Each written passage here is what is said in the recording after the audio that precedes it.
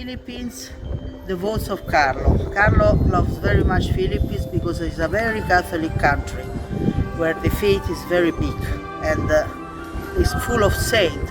Also, if they are unknown, but there is a nation full of saints. And Carlo loved Philippines also because when he was small, he had a friend, Lauren Jean. She was Philippines and she was one of her best friends. So she has a special predilection with Philippines. Carlo was a child that lived an ordinary life, but because he opened the door of his heart to Jesus, his ordinary life became extraordinary. Because when Jesus entered in our life, each life is become a masterpiece. And what were the forces? What was the force of Carlo? The Eucharist, that Carlo used to call my highway to heaven.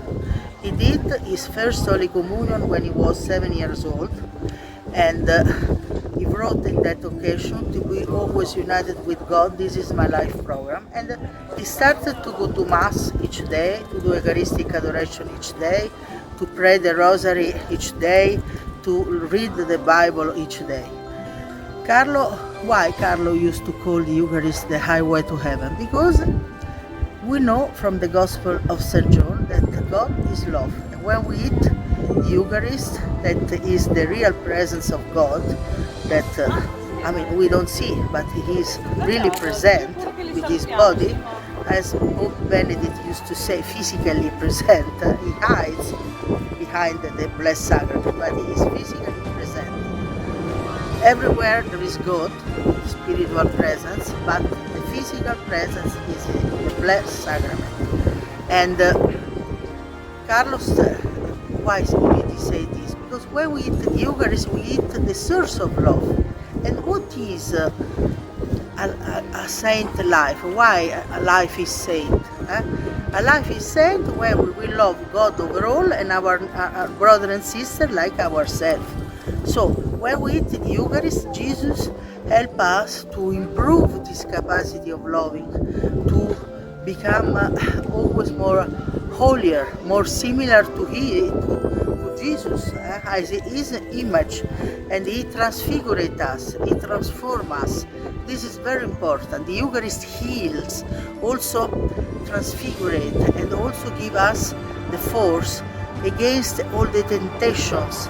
And when they do exorcism, they use the Eucharist because it's the most powerful thing we have, because it's God itself among us. The devil really hates the Eucharist because he knows that in the Eucharist there is God. And Carlo used to say that we are much luckier than people who lived more than 2,000 years ago with Jesus, because these people, in order to see Jesus, they had to walk. Sometimes Jesus was surrounded by crowds. It was not possible to enter in communication with Jesus so easily. Instead, Carlo used to say that we are much luckier. Why? Because for us it's sufficient to go in the nearest church under our house and we have Jerusalem among us. Carlo used to call Jerusalem the tabernacle, because the tabernacle is the house of Jesus, is a Jerusalem. How many Jerusalem do we have in the world? Millions of Jerusalem. In each place where there is a tabernacle, can be silver, gold, wood, whatever, but it's the house of Jesus. And Carlo used to say that we should visit the tabernacle with the same devotion like when we go to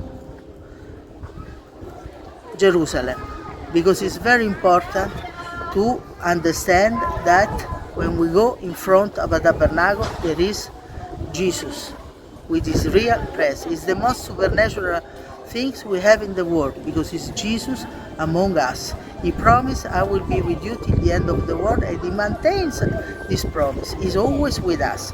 So the force of Carlo was the Eucharist. To each day the Eucharist. And the Eucharistic adoration. Why?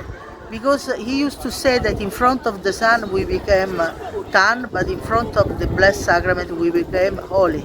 And when we are in front of the Sacrament, the Blessed Sacrament, it is like when we are in the same situation when there was Moses in the Mount Sinai were in front of the burning bush. And what happened to Moses when he prayed in front of the burning bush, where there was the real presence of God, even if he couldn't see? It's the same situation of the tabernacle. And Moses obtained graces for the people of Israel. And what happened to Moses? He became enlightened. This is the secret. When we are in front of the Eucharist, Jesus, with his light, he transfigurates us. It's possible to be transfigured already in this world. And when we do the Eucharist, when we eat the species of the bread, they stay inside us more or less 15 minutes. And this species is Jesus that is resurrected with his body, already his resurrected body. And this light inside us is like if it gives us the impulse to heaven, to live already in the dimension of heaven. So it's very important to do an Eucharistic life, because if we become a Eucharistic soul, we will be able to convert also other people, other souls, to help other people, to become holy, to become really because each one of us has a call to become holy. Each one of us is special, has a special of sainthood, a program of sainthood, God for each one of us, and we have to fulfill this. And through an Eucharistic life, a sacramental life, we can do this. And because, as Carlo used to say, all are born original, but many dies as photocopy. And unfortunately, to die as photocopies is possible, because when we don't fulfill this special program, unique for each one of us, of sainthood, we die as a photocopy. We don't fulfill this goal. And so Jesus wants to help us through the sacrament. And so Carlo used to say, not me but God. Sadness is the glaze over ourselves, happiness is the glaze over God. We have to think that Jesus has to be the first place. Carlo used to say that a life of success is a life in which we will put God at the first place. If not, we won't do this, it's a life of failure. It doesn't matter if we were the richest man or the brightest person in the world, because the success for heaven is to love God overall and love our neighbor like ourselves. So I hope that the coming of the relic of Carlo in the Philippines will help many to become saint, to imitate Carlo, which is possible, because Carlo was one of our age. He lived all the temptation, the difficulties, all we are experimenting. So he knows what we are facing now. But he demonstrated us that it's possible to become holy.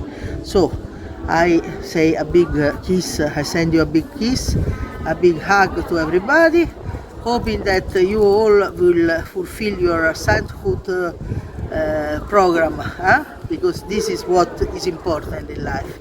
And that we will see each one of us in heaven, because this is my wish, that we will see each one in heaven. God bless you, and a big kiss to everybody.